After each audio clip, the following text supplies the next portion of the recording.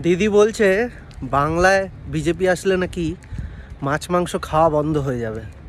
তা আমি একটা ছোট্ট ভিডিও বানিয়েছি, ওটা একবার দেখুন।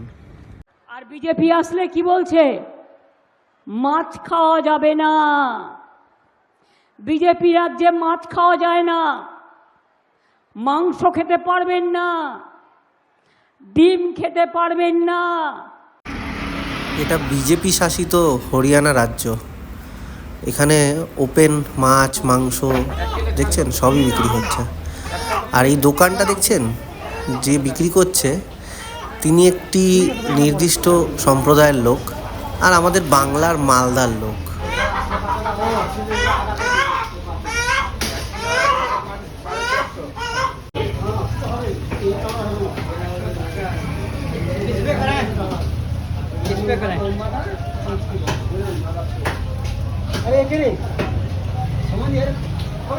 কাতলা কত করে?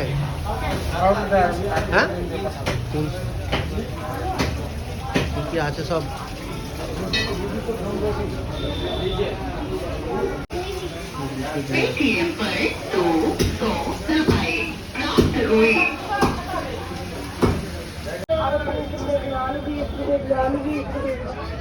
आलू भी